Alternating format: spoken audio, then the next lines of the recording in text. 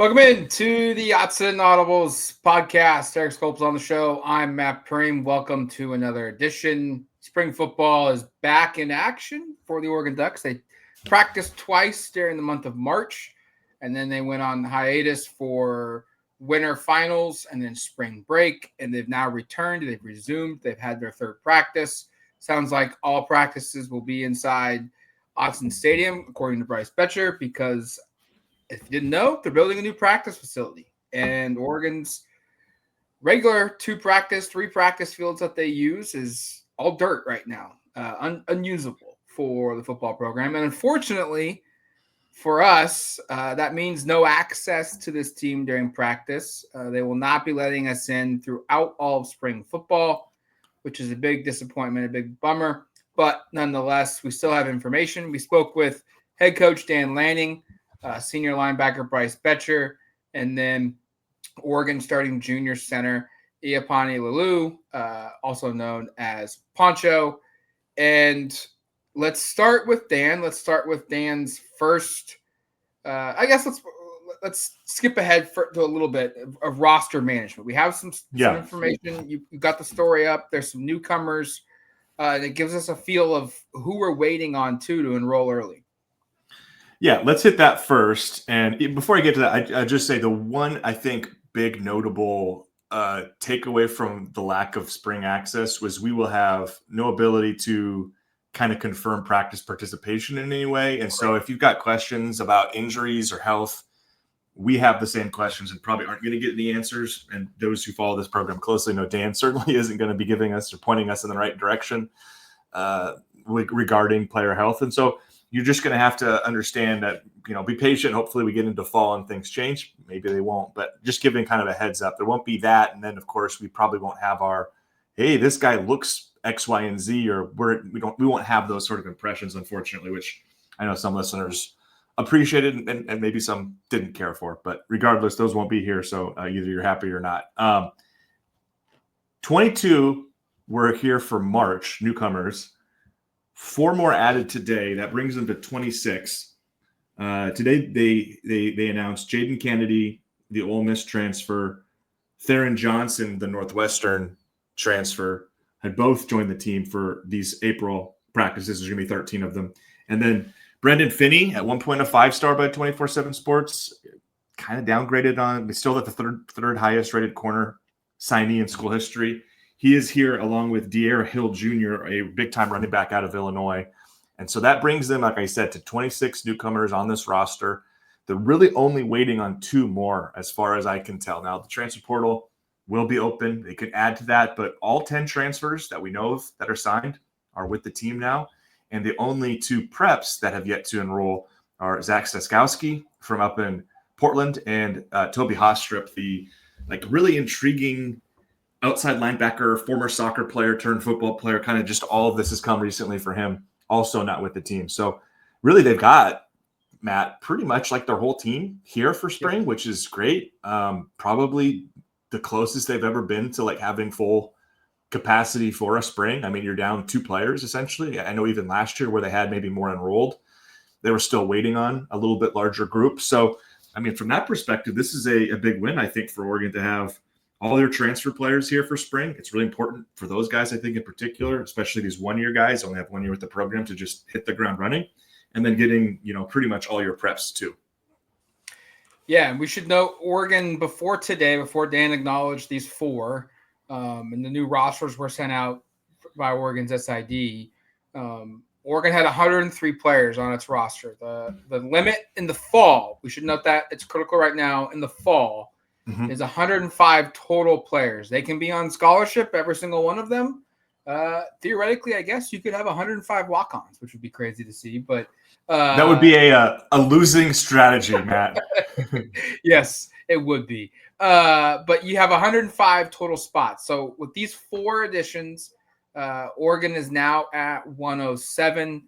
The number with Zach Safowski and Toby Hastrup joining the group would make it 109.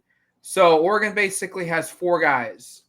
If they're inactive in the portal, which opens up here, as crazy as it sounds, in a couple weeks for the spring period. It's only like 11 days. It's not as long as the winter period is, but the spring period will open up. It will not surprise me in the slightest if we see 4, 5, 6, 7 of these guys that are on the roster right now end spring football, because we should note the spring game is later this month, and it's April 26th. So it's like a week after the portal closes. We will probably get a spring roster that will look a little bit different than it is today, unless there's a graduate transfer. There's some loopholes, but what have you, or a walk-on chooses just not to play football anymore, or what have you. But yeah, there'll be some movement, and I think it'll be telling if Oregon does add anybody in that period of 21 to, or excuse me, I think it's the 16th to the 21st. I just pulled it up. The 16th to the 25th is a 10-day window. By the way, though, Matt, 25th means that closes the day before the spring game. So that could be a real active couple of days there. Yeah, so we'll get an idea of where they're at. If anyone pops in that they add, that will tell us how many guys to expect off the roster. But nonetheless, it's important. It's big for, you're right, in particular the portal guys to all be here, because while I'm high, and I would assume you are too, of Satowski and Hastrup, I don't think either one of those guys probably will have a prominent role, if any role, on a regular basis in 2025. The portal guys will all have roles on this team, and it's probably going to be some kind of substantial role. So having them all here for spring ball, they'll get through 13 spring practices if Oregon chooses to use all 15 of its available practices. They've already used 2 of those, so it's a big jump. It's an opportunity to get guys used to the system, used to how Oregon operates, their day-to-day operations, and give them a good foundation going into the offseason of what they need to work on, what they need to learn, instead of not really having any kind of idea going into the month of May, June, July, and when August starts, a fall camp. And this might be a natural transition now into kind of some of the stuff they talked about. But what we just outlined, I think, and the fact that they have like 98% of their signees and portal players enrolled, it sort of speaks to me to what Dan said to start today's press conference, which was, we have a lot of talent, we don't have a lot of experience. And I'm sure that was pitched to all these young guys of like, hey, I know maybe, I mean, a lot of these guys now, they want to get to work early, they want to be enrolled. But if there was somebody kind of on the cusp or the edge of going, well, maybe I'd rather be in high school for spring and I'll just join the team in June or July, and again, nothing wrong with that. But Oregon had a pretty compelling pitch, is my guess, to say, hey, you might rather be doing that, but you could really give yourself an opportunity to play. I think Dan's made it really clear here. They love the talent they have. They don't necessarily feel like they have a clear idea of who the best players are, though. Like, I think that part is still coming into form differently than past years where you brought back a bunch of players and didn't have to rely on so many young players. So I found it not surprising, Matt, because Dan's already talked about this team back in, I think it was like March 14th, a couple weeks ago, of, there's not a lot of returning starters or not a lot of experience. I think he said a couple of times, like, these are players that are new to you guys, but maybe not new to us. So there is that sense, but like, this spring is just a different feel, I think. And I wish we could be out there watching it to kind of give folks a sense of what it looks like, but they're in a different place right now than they have been the last couple of years, where they had a lot of veterans to rely on. It's not that they don't have any, and we're going to talk about Bryce Bcher and Poncho quite a bit here, who are probably the top returners on both sides of the football. But this is certainly going to be a different spring where you have to have different players assert themselves, and I think that's probably why bringing in 26 of the 28 newcomers you added this offseason makes a lot of sense for everybody involved, because there's a ton of opportunity, I think, for anybody who's on campus to make an impression and maybe parlay that into something in the fall. Yeah, and look, like, Lanning, because we don't get to watch practice and see participation, and while it was limited, we still were able to glean ideas of stuff. Now we're at the mercy of what he wants us to know and what he's comfortable of having put out there. And today it was a little bit of like, hey, we've got a lot of pieces that are talented here. This is going to be a moment in time in spring ball where he talked about this practice being one of seeing where you are at and seeing how far along guys have come, and that sets the tone of where you go in the next couple of practices of, okay, yeah, they're ahead of schedule. Let's ramp things up even more. Or they need to peel it back a little bit. Talked about they did a lot of focus offensively and defensively today on the red zone situations. That's always an area they talk about. But it was a lot of like assessing is what he described what today's practice was like, and getting a feel for where this team is at, because there are a lot of new faces fighting for starting jobs, and a lot of those guys are younger players that are in their second year in the program or third year at the college level, and they're uber talented. That's something Dan Lanning said multiple times, but the experience just isn't there. And I think it's pretty clear, and maybe I'm overreaching here, but I think it's pretty clear he's using the opportunity to speak before media to convey that message to the team and in public. Obviously, he's telling them that behind closed doors, but just to be like, hey guys, I want everybody out there to know, like, this is where we're at. Like, these are open jobs. Like, and not that we ever enter a camp telling the media or the public that these jobs are obsolete and we already know what's going on. But like, really this year, it's really the case. And there really is a need for some, because I asked a question about like, are there younger players kind of stepping up as leaders? And I think one of the things he said in that exchange that stood out to me was, we've got a lot of guys who are capable of being leaders, maybe not a lot of guys who are stepping up and doing it. I just think this is such an important time for them to develop that. And again, we're not going to be able to give a sense of what we're seeing with that, but I'm hoping over the course of spring, we'll get some sort of a sense from players and coaches of like, okay, who is stepping into those sorts of roles? I mean, the two guys we spoke to today, Bryce and Poncho, like we know that that's what those guys' roles are. Dan has said that, Will has said that. I mean, Poncho, I think when Will spoke a couple weeks ago, really highlighted him as being kind of the offensive guy who stepped up the most to be a leader. And he was also at that time challenging, we need more from this guy, more from these guys. But Poncho had already kind of stepped up. Now I think the question for spring and into the offseason is who's joining those guys? Like, who are the alphas on this team? And, we won't get a clear picture, unfortunately, of quarterback probably until April 26th. But I would imagine that is such a focal point for this spring of getting that position right, figuring out where you're at. You talk to people behind the scenes who are kind of able to say some things. It sounds like Dante Moore's making great impressions, but this also feels like it's really up in the air. At least that's the messaging right now from inside. Let's go to Bcher.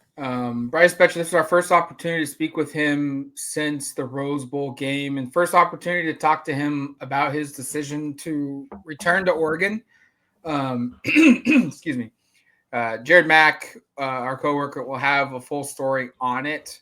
That decision, that return to Oregon on duckterritory.com probably later today. But nonetheless, this was an opportunity for us to learn a lot. And I think Bcher's last year, he was one of the better interviews. He was a guy that was brutally honest, was not afraid to, have some fun banter through the media, and his, and then he's just a really damn good football player. Right. And he showed up today and spoke about it, his decision. And quite honestly, like, I think one of the words that he says is he loves his Ducks and he loves the community, and that if he had an extra year of eligibility to play football, he felt like it would be doing a disservice to himself and to this school and to this community if he didn't take it. But he did acknowledge the Rose Bowl kind of played a factor in that outcome of him returning to school. Yeah, he said if they would have finished the mission and won that national championship, maybe there would have been a different decision. But he also called it a no-brainer a couple of times, and Matt kind of outlined some of the reasoning behind that of, hey, and we should know, like, Matt was, I think, the person really to break the story that he could have a year, because we were all down in Pasadena going like, oh, okay, his career ends here or maybe in this tournament later on. And Tosh shared with you that wasn't the case. And then, of course, shortly after the Rose Bowl loss, we found out that he was getting the year and he was going to take advantage of it. And so, yeah, this was the first time to talk to him. I think the thing that really stood out to me was, he's not playing baseball right now. And matter of fact, like he said, he mentioned like, yeah, I'm hitting the cages a little bit. I'm getting a little bit of work in, but he said he's 100% football. And I think that's pretty significant. Not that I think there's necessarily a massive leap we can expect from Bryce Bcher because he was such a stud last year. But this is a guy who has noted like he's never had a full spring just to focus on football. In fact, football's been in the back of his mind kind of every spring since he's been here doing baseball. You know, one of the things that really stood out was he said, I usually lose 10 pounds after football season to get into shape for baseball. This year I added 10 pounds. He said he was up to, I think he said close to 230. Is that right, Matt? I think that's what he said. Yeah, he said 230. And he looked it like you could see like in the upper body in particular, Matt. Now we're going to be hyper focused on how people look in these interviews because this is the only chance we have to see them. But I was like, okay, I buy that. I buy that he's added 8 to 10 pounds. That seems reasonable based upon how he looks. And now it's a matter of like, what can he do with this full offseason to focus on it? And I think you have to be really excited that you have someone in his shoes leading this program, but also somebody who's like putting it together and has a full offseason to be dialed in and focused on one sport. So his future totally up in the air. It sounded like he's not committing at all to NFL, at Major League Baseball in future years. He's just kind of where his feet are right now, but he's going to have an opportunity if he has a strong fall, I think, to make an NFL roster. Yeah, I think that is one of the more interesting storylines. Like this offseason for Oregon is we already know that Betcher's a really good player, but how much more potential does he have to grow as a football player? Because you put it, he's never had an offseason where he's specifically been able to focus on just football. And we know that, you know, the challenges players have of adding and losing weight and playing two sports and what that brings and not being able to give your body rest. Like that's an underrated thing for him. Like he's been consistently in season for like 3 or 4 years in a row. And Right. that's hard. That's really hard to do. And what will this offseason be like? Where will the growth be? You know, this is a guy that I think still has probably a lot to improve upon just because he hasn't been able to focus directly on one of the two sports that he's played. And look, like Josh Lupoy said it back in January or December, right before the Rose Bowl, when he teased the idea that he could come back, and he talked about it, I think, when he spoke before the break in spring ball. I think Lanning talked about it today. Bcher talked about it. Like, this guy's got NFL traits already. Mm-hmm. And how, you know, his work ethic, his determination, his football IQ, like this is a guy that there's going to be a lot expected of him. He talked about it himself. He's taking on the leadership role. Lanning said that, you know, he's hoping to see a more vocal Bryce Bcher, a guy that he said was already pretty vocal, but wants to see even more ownership of the room and the position group and the unit. That this is going to be a big offseason, I think, financially for him, where mm-hmm. he sets himself up in the fall, also for Oregon. And it's a unit that there aren't a lot of other players that have a ton of experience. Jerry Mixon's a junior. Devin Jackson's a redshirt junior. Both guys have played kind of reserve roles the last 2 seasons. This will be by far the most snaps. I don't have the totals in front of me, but like it would not surprise me if this year's snap totals for them is higher than the previous 2 years combined. From a definitely Mixon, Jackson probably close.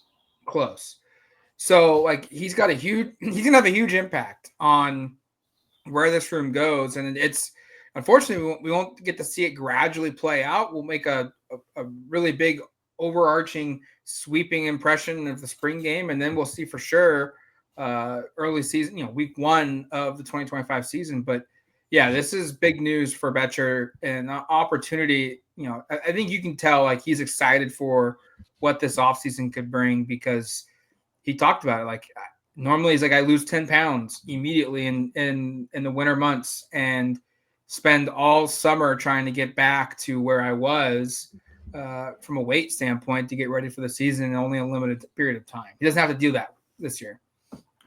And I'm to the improvement part, because I said I wonder if there's much left to improve, and you pointed out like he has the whole offseason. I'll be really curious, and that's something I wish we could have gotten, and I kind of tried to get into, but maybe the next time we get Bryce, I'll be curious to see, like, aside from just figuring out some of the physical stuff bulking up, filling out. What were some of the feedback that he got in terms of where he wants to improve? Because I've just got PFF's grades pulled up here. And again, I know listeners, like, mileage may vary, but he was an overall defensive grade of an 89.8, which was far and away the best on the team. His run defense was 83. His tackling was 79.9. His pass rush was 84.5. His coverage was 84.4. All grades basically in the 80s, which, again, if you're not familiar with PFF, that's like pretty unheard of for especially a defensive player like a linebacker who's playing all these different roles.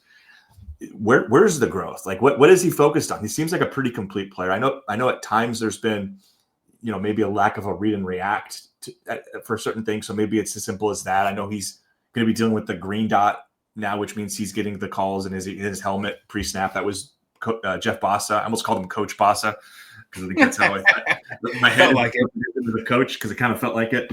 But this is that might be an area. But I think that's going to be really interesting with Bryce. And one last thing here, and I don't know how much more we have on the show, but you touched on something that I've been thinking about since yesterday when we learned we weren't going to get any spring practice, which is this spring game, we're going to just blow that thing out of proportion. Like you said, it, every single, like, this guy looks incredible. He played these snaps. Like, who knows what the heck he's been doing all camp? Like, we're going to come away from that and make the biggest leaps. I hope we don't, but like, it's going to be hard to train ourselves not to, considering that's going to be really, Matt, like the only data point we have for this team the whole year, maybe until we get to fall. So, for those who are longtime listeners, prepare for us to be even a little bit more all over the place with our sweeping judgments we make off of one scrimmage in April.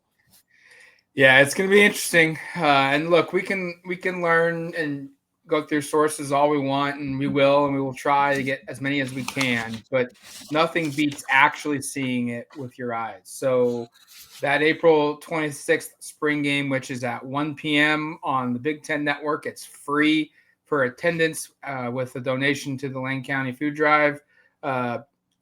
We will be making humongous assumptions and massive opinion takes, jokingly, half-heartedly about that. But yeah, it's going to be an exciting time. We kind of will be, though, too. Just to, I mean, we sort of will be, but 100%. We'll have the film breakdowns of the third string center and his snaps and all of that. I'm sure of it. But nonetheless, spring ball is back. We'll speak again on Thursday. I think it's Chris Hampton, Oregon's co-defensive coordinator, who's speaking with some select media. And then Saturday afternoon, early afternoon, Drew Maringer, Oregon's tight end and co-offensive coordinator, will speak with a select handful of media as well. We'll be breaking down everything we learned from those press conferences here in the near future. Until then, go to duckterritory.com for more coverage of our spring practice number 3 recap for your enjoyment there. But until the next time, you've been listening to the Autzen Audibles podcast. Talk to you later, folks.